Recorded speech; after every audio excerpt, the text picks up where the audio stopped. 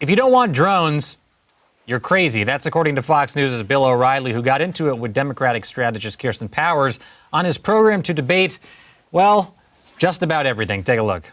Like that German reporter. I mean, is she kidding me? She doesn't want drones. She doesn't want Guantanamo. Ayers thinks they're all war criminals. How do you stop people who want to kill you? Only crazy people don't want drones, Bill? Is that what you're saying? Well, I'm not. I want to say, all right, if you don't want drones or Guantanamo or rendition or coerced interrogation, you don't want any of that, then how do you protect yourself against people who are not only blow you up, but themselves? How do you do that? Well, where's the evidence that the drone war is protecting us? So in a war on terror, you're not supposed to attack the enemy because they might get mad. But we're not just attacking the enemy. We're killing tons of civilians. We bomb a house. How many civilians? We don't know. I mean, they don't. Well, then how can you make the statement? If you don't know how many civilians, how can you say tons of them?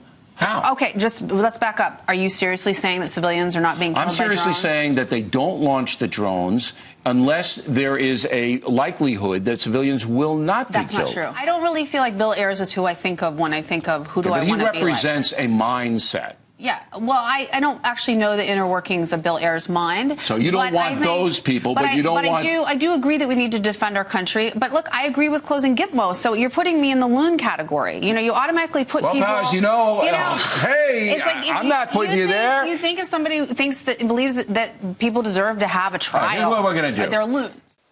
All right, so I want to ask Alona's favorite question here, which is, who has the upper hand in this one, do you think? Well, I would give it to Powers, who does make a valid point. I mean, I know that Bill O'Reilly, as a supporter of the drone policy, would try to insist that there is no other way to save Americans or protect Americans from the threat of terrorism. And certainly no one is arguing that you should remove the entire drone program altogether. You don't go from all to nothing, but there has to be a more appropriate way to conduct the program to ensure that there isn't the magnitude of civilian casualties that we've seen.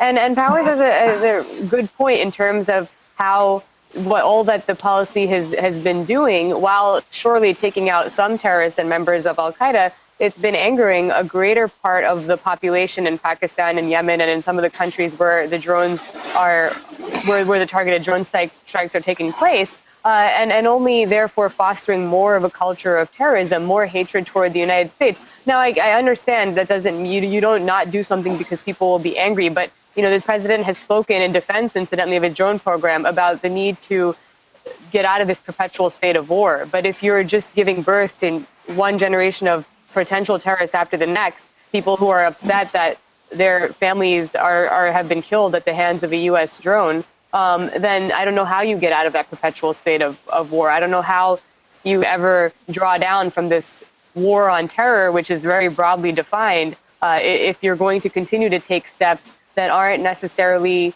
careful, aren't as targeted as they've been advertised, and certainly aren't transparent.